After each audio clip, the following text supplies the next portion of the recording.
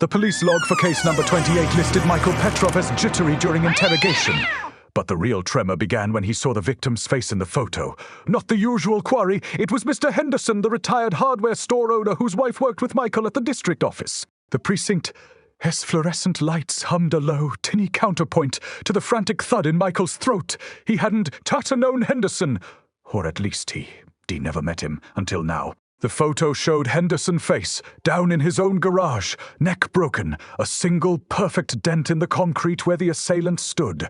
No signs of struggle, just coldness radiating from the image. A bitter taste of stale coffee bloomed in Michael's mouth as he drove home, the city lights blurred by the rain, streaked windshield. His apartment building looked skeletal, the single light in his window casting a weak yellow pool. He fumbled for his keys, the familiar weight of them a tiny anchor against the dread creeping up his spine. He unlocked the door, and the scent of damp wool and old paper greeted him. His cat, Marmalade, usually lurking by the radiator, was missing. The apartment felt unnaturally quiet. The hum of the fridge unnaturally loud. He turned on the kitchen light, the bulb flickering harshly.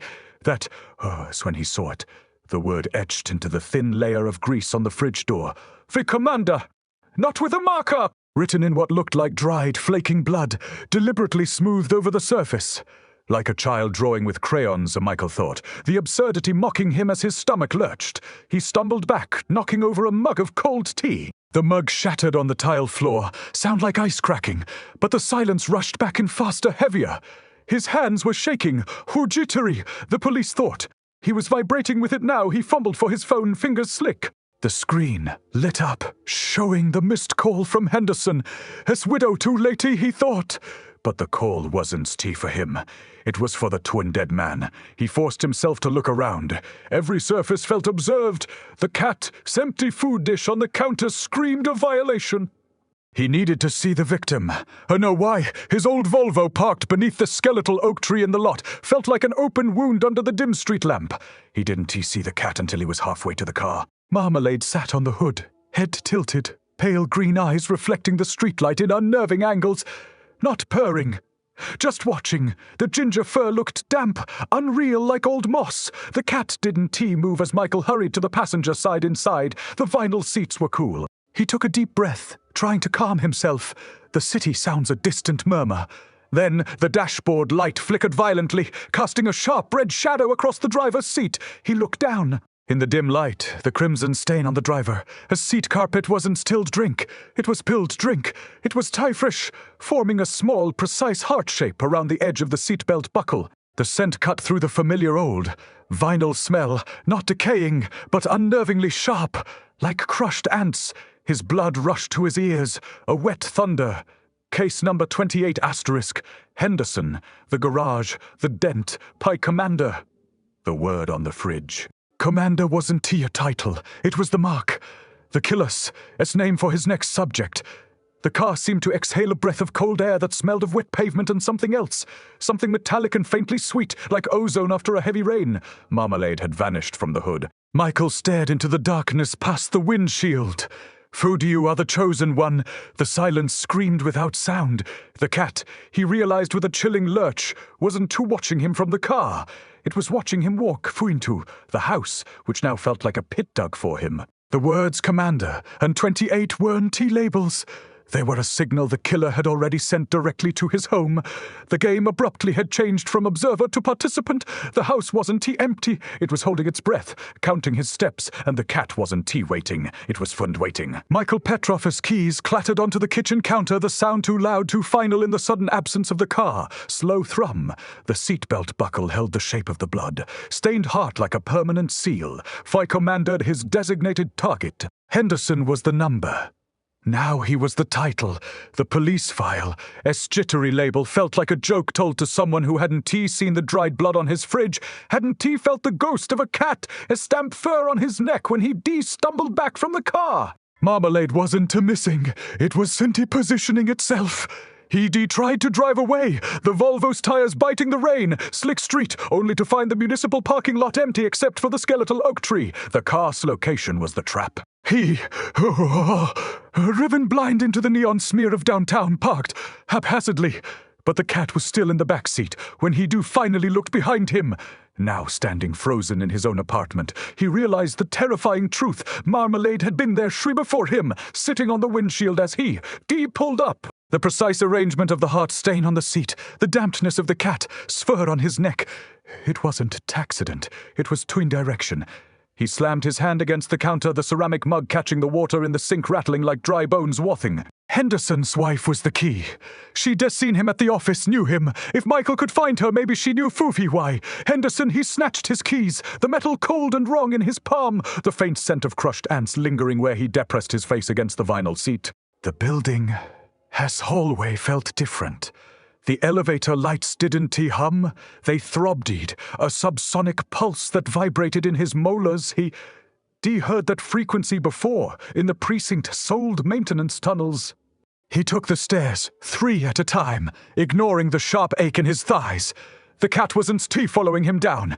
It was Twindy upstairs, at apartment 3B Henderson, as widow lived. Michael rapped on the door, the sound sharp enough to make his own teeth chatter. Silence. Then, a click. The door opened just a crack, revealing the woman, as eyes swollen hollow. Her finger trembled on the gun in her hand. You re the one with him, the photo. Her voice was frayed rope. Just tell me why he died. Michael pleaded, the word, white tasting like sand in his mouth. He needed a name, a pattern, something to fight fullied back with. Henderson, S office, the 4 district office. She pulled back, her gaze flicking past him, not at him. Then, a soft feline, ficlic, echoed from the stairwell below. Marmalade stood on the landing, perfectly centered between the 3rd and 4th step, head tilted at that impossible angle. Its fur was visibly damp, glistening under the dim hallway light like old rot. The cat didn't move, didn't blink. Its green eyes reflected nothing, no fear, no recognition, just the deep, flat, toughened absency of its own soul. Henderson, as widow screamed, a raw animal sound, shoving the door shut. Michael stumbled back, the scream echoing through the hallway, as unnaturally still air, unrung the key. The dead man S office, he'd been sent away from the victim, but he'd been given a number. Number 28, Henderson was victim 28. The woman had seen Henderson after the call that Michael had missed. For Henderson, he turned, pounding up the stairs, leaving the cat at his waist. Level, the apartment door flew open. Marmalade didn't step inside. It simply appeared in the doorway of the empty room, its damp fur matching the spot on Michael's neck. The cat looked at him, the green eyes devoid of any life, then turned its head and stared straight at the empty rocking chair. Michael knew the exact shape of the dent on the kitchen table, the precise location of the old wood grain. Henderson hadn't been killed on the porch. The killer, Smark, was there. The house was full of signs only the chosen understood. He watched the cat begin to move, slow and unnerving as a puppet towards the rocking chair, not towards him. Towards him. It sat to him. It sat still. It was waiting for Henderson, and Michael Petrov knew with a cold clarity that made his bladder loosen that the next dent in the tile floor was just a shape. It was the ghost of Henderson's fall, and the cat wasn't an observer. It was the witness to the mark. The house was filling with the dry scent of old moss, and Michael Petrov knew the mark wasn't just on the fridge. It was on his own soul, etched in dried blood and silence. The game had become a witness, and the only way out was to see what happened. He took one step closer, the cat's gaze of physical weight between his shoulder blades, the rocking chair standing waiting for its next victim. The district office file cabinet, key turned with the grating resistance of a coffin latch. Inside, Henderson's workstation held no personal items, only a single tablet humming softly on the desk. Michael's thumb smudged the glass, revealing a login screen that flickered 40 Commander before the background changed to Henderson as security log, 40, access 3:47 a.m. User, M. Petrov, access level, full oversight, ***, no timestamp. The entry was fresh as the blood on his fridge. A cold prickle raced up his spine. Wheezed up his spine. Who could he wasn't a random victim? He was the next target in Henderson's own system. ***, the tablet. Screen glowed, reflecting his own pale face back at him. Henderson, workspace wasn't empty. It was a tomb for his digital ghost. On the adjacent desk, a crumpled sticky note read, Marmalade, snaps, always in the chair opposite. The name made his pulse jump. Marmalade hadn't just appeared in Henderson's house. It had Toy Dumont there positioned like a sentinel. The cat, which should have been hiding from chaos, had chosen that exact moment to sit upon Henderson. Still, warm desk. Its fur was no longer ginger. It gleamed dark, slick with a brackish residue that smelled of wet stone and old meat, like something left too long in a riverbank drain. Marmalade didn't move as Michael stared, its green eyes fixed on the vacant space where Henderson sat. The cat suddenly stood, padded across the desk, and pressed its head against Michael. It was a demand, not a nudge. Follow the carpet. Frayed threads pulled at Michael, says jeans as he stepped toward the door. Marmalade followed, not walking but gliding. The damp patch on its flank spreading a widening stain on the beige tile. Each step left a trail of that peculiar sour residue. The hallway lights didn't. They whined, a high-pitched, insectile buzz that vibrated the tiles underfoot. Michael glanced back.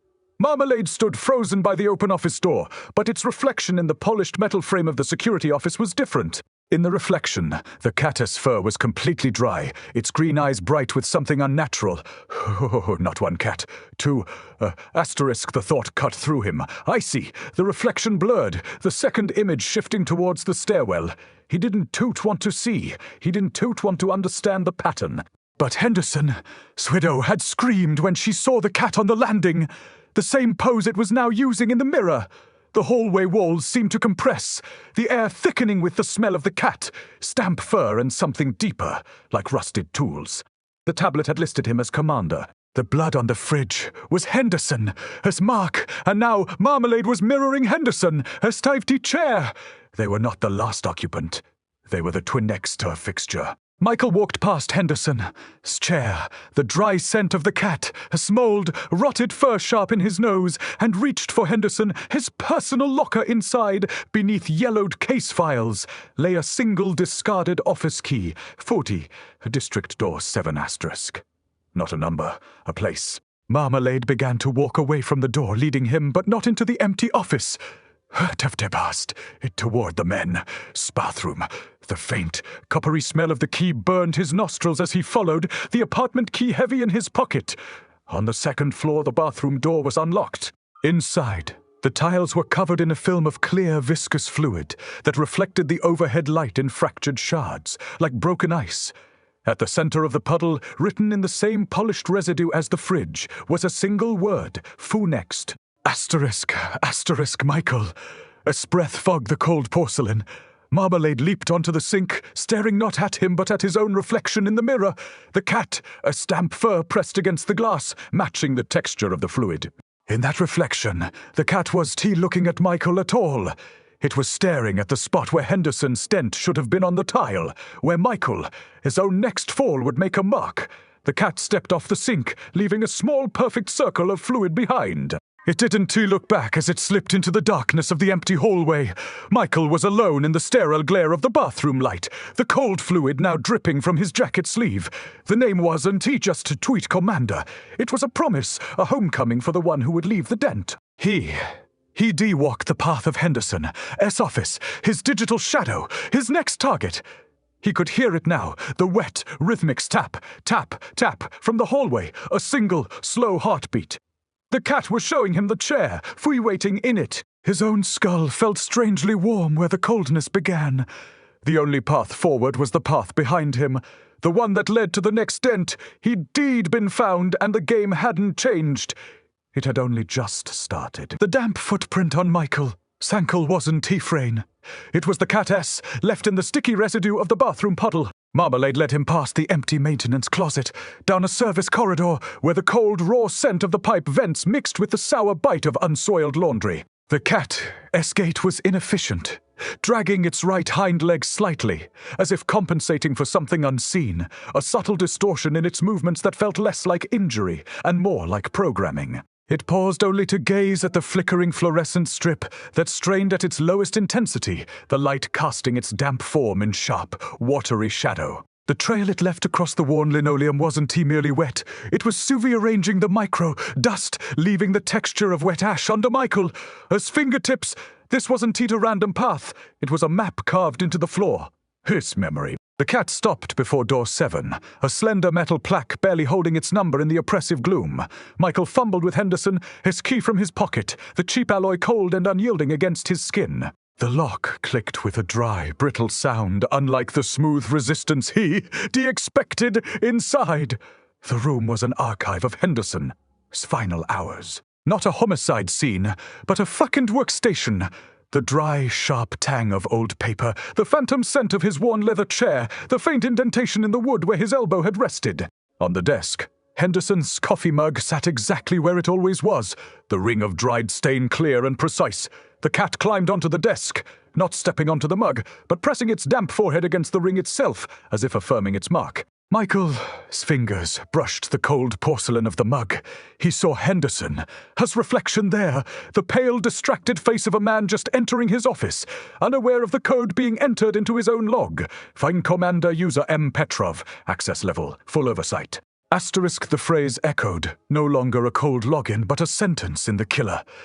Contract. The cat, his head lifted slightly, one green eye fixed on Michael, its reflection in the mug, its curve.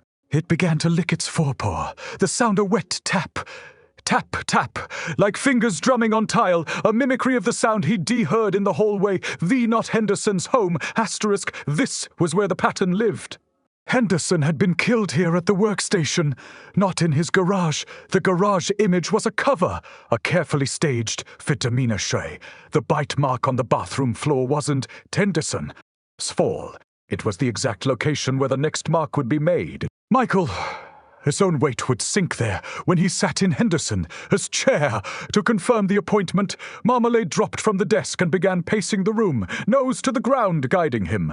Not to the chair, or through it, toward the closet under the desk. Michael pushed the door open, revealing not storage but an empty shoebox, lined with fabric the color of dried blood. Inside, half, buried in frayed lace, lay Henderson. A gold cufflink, a solid cold weight he worn every day, never thought to wear a funeral. Michael knew his own shirt cuff was loose now, the gap in the fabric impossibly silent. Marmalade knelt before the box, pressing its wet fur against the cufflink. Yes, surface. The leather lining clung to its limbs, but the cat didn't too shed. It held its posture, a living symbol. The act felt deliberate, a signature in damp thread. The apartment's front door creaked on its hinges, a slow, dragging sound.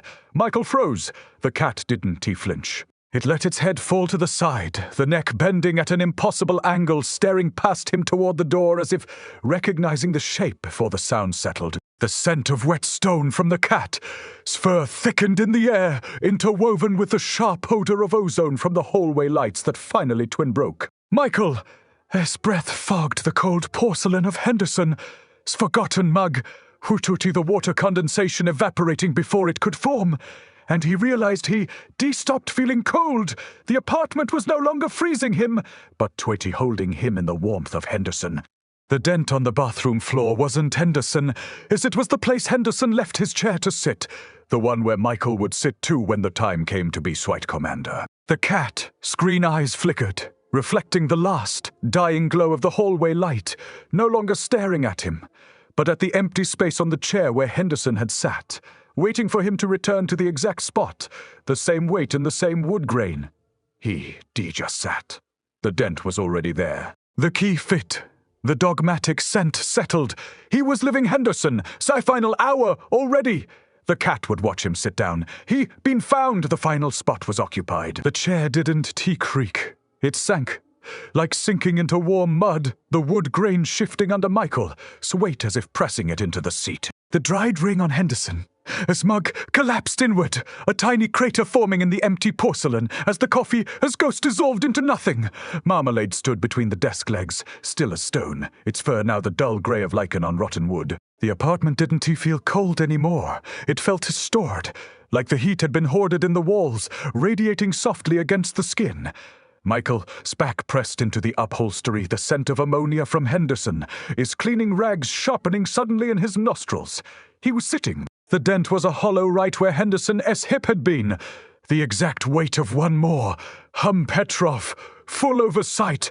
Command asterisk. The login echoed in the skull behind his eyes. The cat. Screen eyes flickered, but not at him. They were fixed on the empty space above the desk where Henderson sat, ready for the chair to be occupied. Asterisk, it was now occupied. The cat remained motionless, a statue made of damp sediment. Then the door cracked open. Not the front door. The door to Henderson's empty room across the hallway lights blighted, their fluorescent wine dissolving into a flat, sickly glow. Michael could smell Henderson, his old cotton shirt still hanging in the closet, the fabric dusted with the ghost of fabric softener. The apartment had begun to Schweidersight itself, pulling the scent of dust and forgotten schedules from its own bones. Marmalade's head tilted again, the neck bending like an elongated shadow. Not a reaction, a signal. It stepped away from the desk, padding softly across the rug, not toward the door. The cat vanished through the doorway as if stepping into a river, leaving the pattern of its dragging hind leg clear on the floor. The trail of clear fluid on the carpet reflected the weak hallway light like broken glass. Michael's heart hammered against his ribs, but not with fear. The chair didn't resist. It let him go as effortlessly as a leaf detaching from a branch. Outside Henderson's office door, a narrow corridor led down to the service elevator. The cat was waiting at the end, standing perfectly still against the cold metal doors, its eyes the color of dead grass on a December afternoon. The dry scent of the cat, seemed to fill Michael. His nostrils, sharp as scraped bone. The echo of the dead man's breath was in the air. The service elevator creaked as the doors opened to reveal a blackened tunnel, the scent of rust coating the inside of his mouth. Marmalade walked inside first. Not hesitating, the machine hummed, unnaturally silent, as if it had been waiting for exactly this moment to move. The car went down. The lights in the tunnel, stuttering like a dying bulb. Michael's reflection in the mirrored walls was broken, a patchwork of the man he was now, the man he had been, and the man he would become. The chosen one. The door slid open onto the building's main lobby, but it wasn't the lobby. It was the district's central security room, its glass windows now smudged with blackened grease. A single chair sat facing the bank of monitors, Henderson. The chair for the full-eyed victim. The one with the dent. Michael saw his own shadow on the floor, standing exactly where Henderson's shadow would have stood the day he was killed. Marmalade sat in the chair, not Henderson. It leaned against the seat back, pressed against the wood, a silent witness to its own arrival. The cat blinked slowly, each second stretching into the heavy silence of the empty room. The monitors flickered to life, displaying Henderson, security footage, a man sitting in a chair, head tilted down at his computer, wearing the gold cufflink. Then the screen shifted. Michael's own face, superimposed over Henderson, as staring back from the grainy footage. The date stamp read, ***28***. The cat lifted one paw and gently touched Michael's ankle, not a warning, a summons. ***Hoover, the chair is waiting for you. The security system hummed faintly, the sound now audible beneath the silent vibration of the floor. The cat blinked again. Its green eyes glowed with the pale light of a forgotten street lamp. Michael took the first step toward the chair. The floor felt warm where his foot touched. He knew the path now. The cat was the only way out, but the only exit was the one already planned.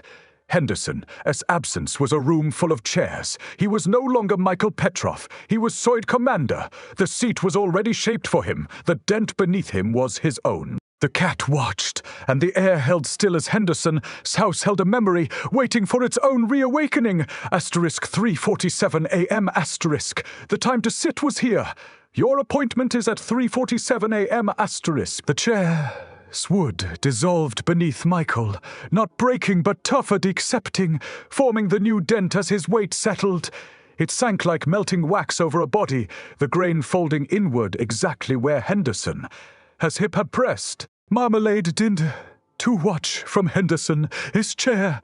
It sat beside it now, fur matted like tangled under concrete, each hair tipped with viscous fluid that smelled of river silt and rusted nails. The cat, screen eyes pulsed with a faint internal light, casting no shadow but a cold glimmer on the monitors. Michael, skin cooled where the chair's heat absorbed him, his spine curving toward the wood, as curved like a root into earth. The security feed flickered. overlaying Henderson's final moments, his fingers typing, cufflink glinting, the precise angle of his neck as he turned toward the camera. Then the screen split, a perfect fracture between Henderson as reflection and Michael as own already settling into the chair. The date stamp pulsed *** 28 o'clock, ***, not the victim. The FOI assignment on. The chair wasn't passive. It was twin counting pull. Marmalade lifted its forepaw, damp pads pressing into Michael's ankle. Not comfort, direction. The cat stepped forward, sliding its body across the polished floor to the monitor bank. Its claws didn't scratch. Instead, they left faint, watery impressions like wet footprints on frost. It touched the screen, and Henderson, security log shredder played Michael Petrov, accessing the system at 3:47 a.m. Firisu time. The log wasn't Henderson as history. It was Michael as future, rewritten in his own keystrokes. The cat blinked, a slow, deliberate pulse. Thought he confirmed it. A single drop fell from the ceiling. Not water, it landed on Michael's forearm with a tiny flutter dark and oily. It sizzled where it touched skin, leaving a faint glowing circle. Marmalade patted back, ignoring the mark, and sat tootin' the chair, not Henderson, seat Michael, as the wood groaned, accepting the extra weight as the dent deepened. Henderson had been a transition. Michael was the permanent fixture. The cat tilted its head, the neck bending at a human angle, green eyes reflecting not Michael. Sphere, but the cold, perfect curve of the chair beneath him. Michael. His own hand moved without thought, rising to trace the newly forming dent. The wood felt warm, alive, no longer a reminder of Henderson. It was a Fushan memory. His fingers sank into the grain, finding the exact point where Henderson's hip had touched. The spot Michael's weight now occupied. He saw Henderson in the mirror reflection, a man on the verge of being replaced, but Henderson's reflection was fading. Michael's was solidifying. The cat's damp fur brushed his bare knee, its wetness spreading up his leg like slow infection. The monitor's main screen flashed. Fuck granted. Commander Petrov. Asterisk, the sound was quiet, mechanical, but it vibrated the chair, her wood making the dent twin pulse. Marmalade lifted its head, its breath misting the cold air with a scent like wet cellar earth. The cat wasn't watching Michael, it was watching the chair. The wood had carved itself for Michael. The dent wasn't for Henderson, ghost. It was for Michael's new skin, his neck itched. Not from cold, from the chair, grain weaving under his skin, the first fibers of the mold pressing against his flesh. He could feel the shape of the dent forming on his own neck, a silent echo of Henderson's broken angle. The air thickened with the smell of rain on warm stone and ancient metal. Marmalade stood, pressing itself against Michael's side, its wet fur matching the residue on his ankle, its green eyes steady as the new dent took hold. It wasn't Teat guarding, it was surfeit party of the mark. The game wasn't being played, it was being fought won. The chair had always been his, Michael sat, his ribs tracing the same wood, the sound of his own blood moving through veins, steady as the dent taking shape. He would teat blink, he would move. Henderson had sat here, then fallen. Michael would sit here, then come. The dent. The cat let out a single wet tweet-chirp, a sound like water dropping into a well, and Michael understood. The only thing that remained to be killed was the man he'd been. The chair was holding him, the dent was breathing. He belonged. The air itself no longer felt cold. It felt like the inside of a home that had long since stopped welcoming the living. The chair didn't accept him. It absorbed him. The wood grain surrendered under his spine, not by warping, but by Shufi accepting sinking around his ribs like warm clay. Marmalade, still damp from the lingering trail on the security room floor, padded up Michael's leg. Its green eyes glowed faintly in the monitor. Its reflection no longer watching him but fixed on the new dent forming on his neck, the precise location where Henderson's jaw had struck the tile floor. Michael felt it first as a deep, rhythmic thrythrum beneath his skin, not pain but a slow, wet tweet expansion. His neck would hold the dent, the chair would mold it, his body becoming the instrument of the next mark. The monitor above flashed T. Petrov. 3:47 a.m. asterisk. The time he sat, the time Henderson died, not an error, a scheduled arrival. Marmalade pressed its damp forehead against the new indentation.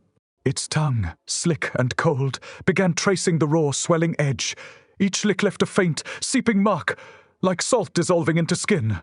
The scent shifted, damp stone no longer, but the sharp, sour smell of new battery acid. Michael, as hands rose to his neck, fingers finding no injury, only a warm, wet compaction beneath his skin.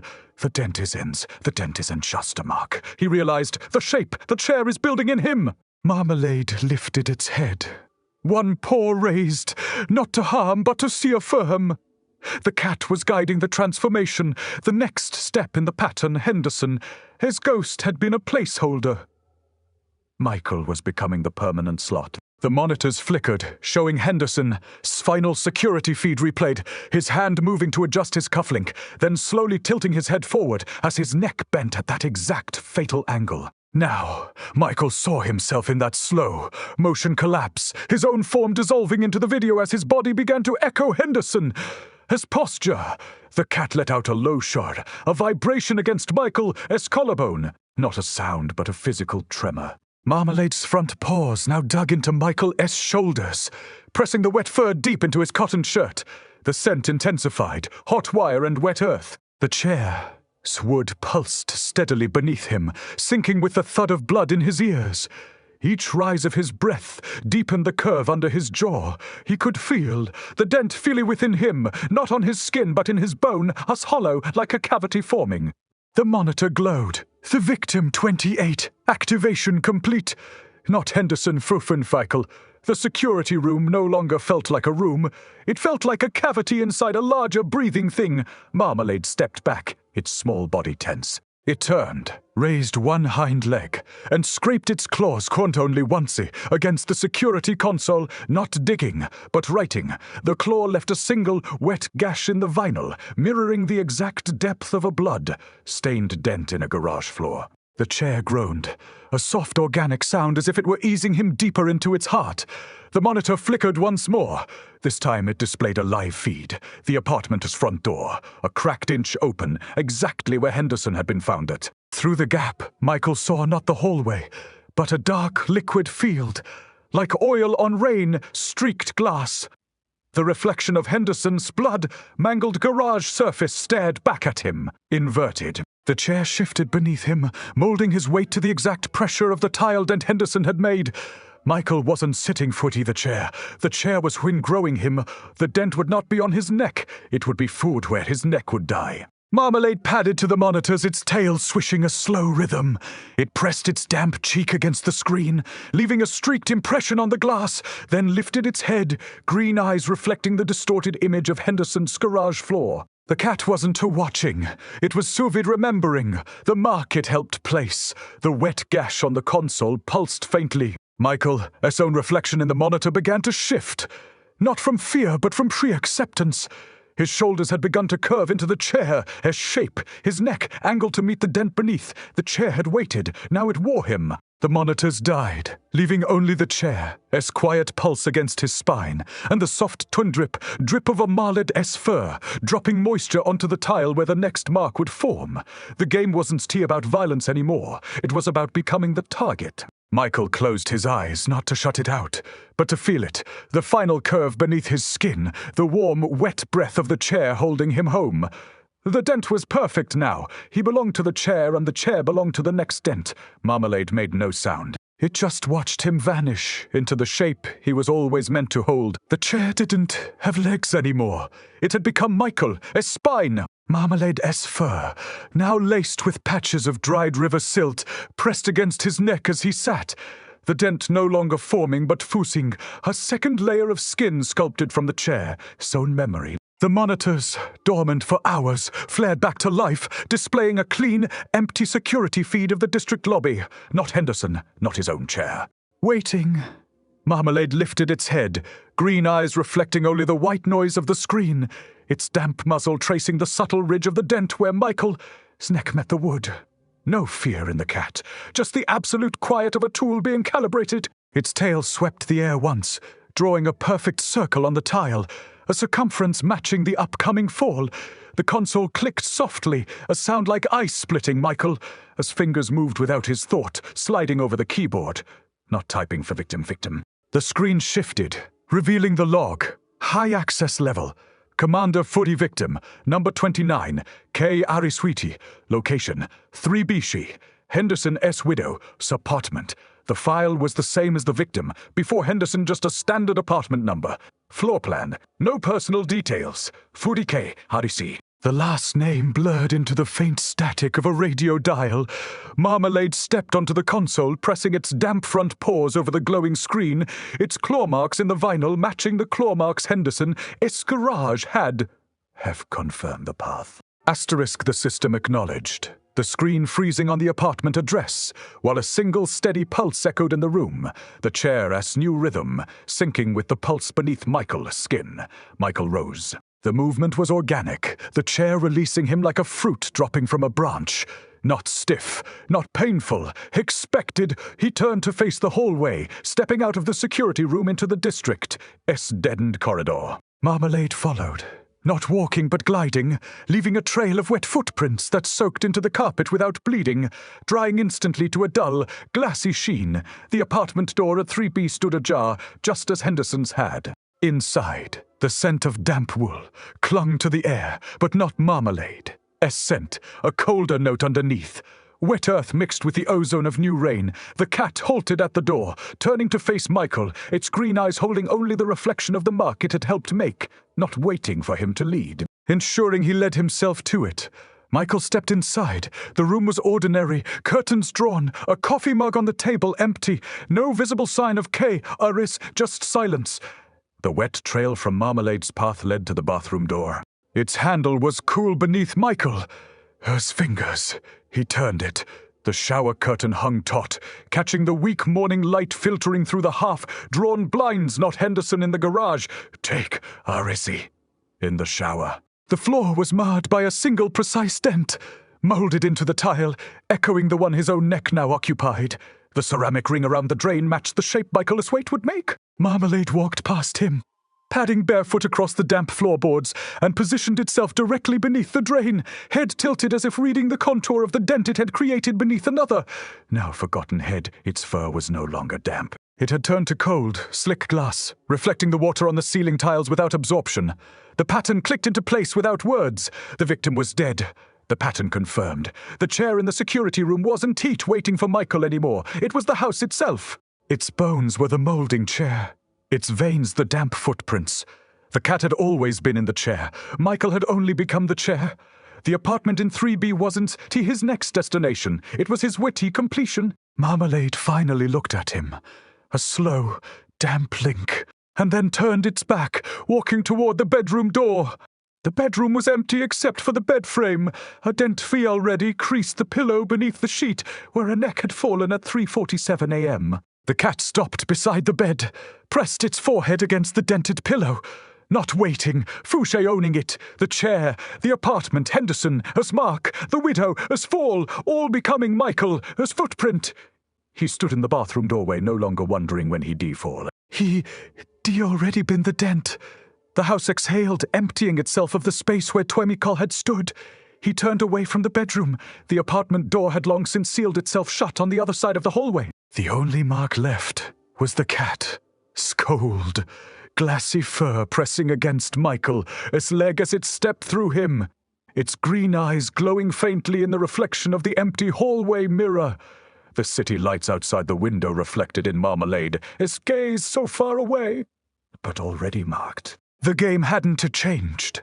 It was only the shape of the chair becoming permanent. Michael walked out of the apartment, leaving behind a single perfectly shaped dent in the tile. Marmalade padded ahead, already looking for the next chair. The apartment door at 3B dissolved the second Michael. His palm met the frame. Not an opening, a for-releasing coup. The wet footprints from Marmalade's path, now hardened into obsidian glass, fractured under his step like ice on a newly frozen lake. The cat stood in the center of the living room, its glassy fur reflecting the fractured light from the hall window with the dull, cold gleam of crushed quartz. It had shed its catness long ago. Now it was the wet patch on the floor, the absence of breath, the perfect outline of the dent it had carved into the bathroom tile. It remembers how to form itself. Asterisk Michael didn't he breathe. He simply shape of the apartment. The scent of Henderson, as widow, as damp wool, had long since become the scent of the city sewer beneath his feet. Wet earth, old metal, a sour note like rust dissolving in cold water. His neck pulsed with the rhythm of the house. Not his own pulse, but the deep, slow thrum-thrum of the chair's wood, now part of his spinal column. Marmalade padded forward, its glassy body leaving no impression on the tile, only a single perfect circle of frost forming where its foot touched. The circle spread, rippling toward the hallway, where the next door awaited.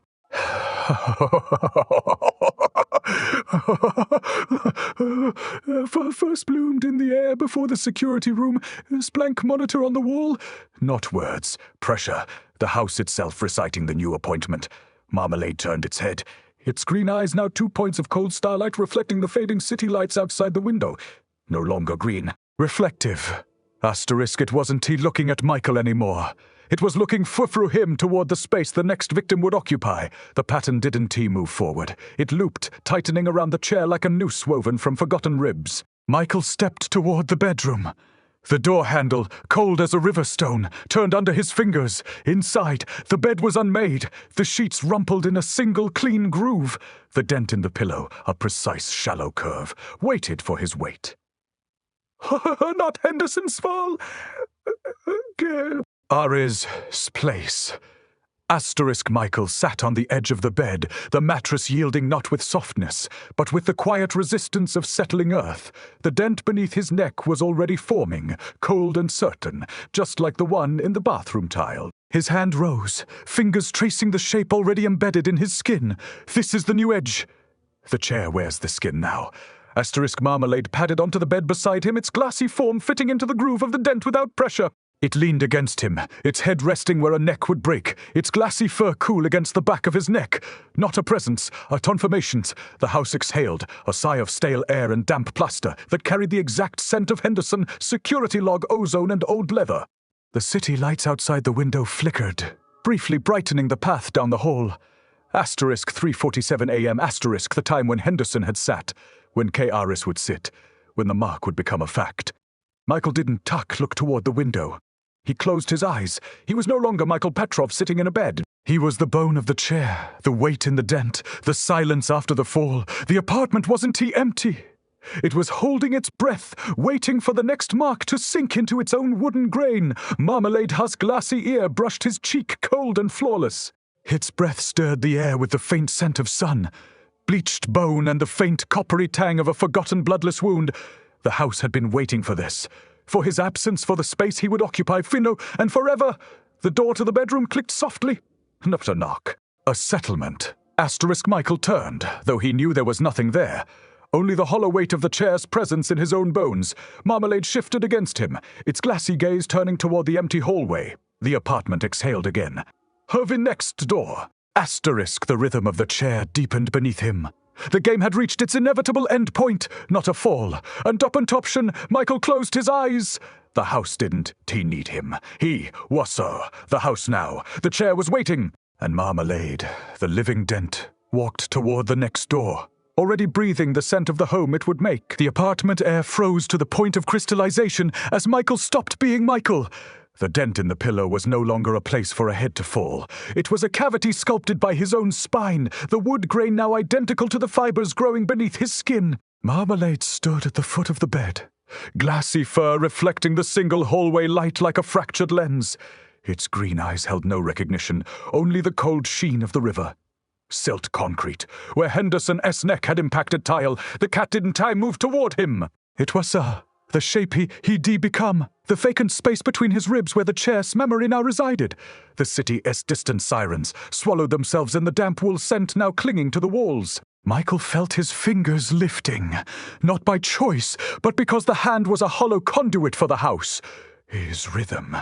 The dent beneath his neck pulsed, not with blood, but with the slow grinding of ancient roots splitting stone. He pressed his palm against the pillow's grooved depression, and the grooves in his skin deepened in time with the house's new heartbeat. This was the place, not Henderson's home, Henderson's absence. The house had never been a space. It had been a footy machine, and Michael Petrov was the final gear clicking into the gear that turned the world into the next mark. Marmalade stepped onto the bed beside him, its glassy form not casting a shadow, but absorbing the light, leaving behind the cold, sharp scent of sun, bleached bone. Its tail swept once across Michael's cheek, No warmth, only the pressure of a forgotten ledge. The scent intensifying, wet parchment tearing, old metal dissolving, the faint metallic tinge of a coin left unclaimed. The apartment exhaling wasn't tear sound. It was the absence of breath where his own might have been. The walls didn't compress. They receded into an echo chamber of hollows, each hollow holding the precise weight of Henderson, so fall Chaos, as entry Michael, as shape now both beginning and ending. He sat, as he always had, but it was not a position of being. It was a function, a slot. The house didn't too need him as a resident. It needed him as the imprint left behind. The monitor in the hallway flickered. No log, no timestamp, only a single line written in the condensed mist on the glass. *** number 30, waiting Tinai Coolid the address. It was written in the smooth dip of the pillow, surface where his neck would sink, and in the exact weight held by his shoulder at the moment the first leg of the chair began its slow collapse beneath him. Marmalade looked at him once. Not through him, to him, the place the neck would break. Its glassy eyes reflected a single square of empty air between the bed frame and the hallway, already filled by the space Michael occupied.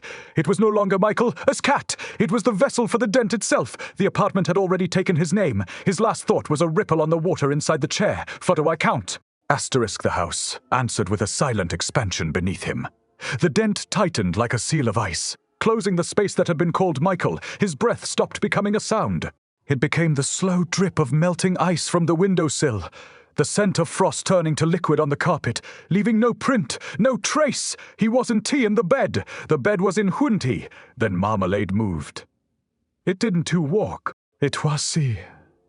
The gliding step from the hallway's empty air to the door outside. The city lights were already refracting through the glass, now part of the apartment. Earth's interior glow. The path ahead, the hallway, the elevator, the new apartment was not chosen. It had been scarred. The tile already holding the ghost of the shape Michael, as absence would make.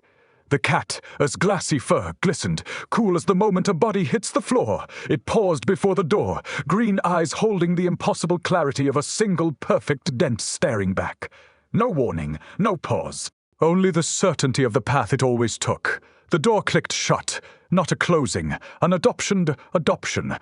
Michael Petrov as a man, as a name, as a breathing thing, was gone. The apartment absorbed the space he occupied, the shape he sat in, and the scent he left in the air, a quiet, wet echo of stone and wet bone, hanging long after he no longer had a shape to give it weight.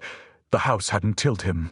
It had made him. Marmalade walked down the hallway, leaving no footprint, just the unbroken weight of what was next. The machine turned over. The game never stopped.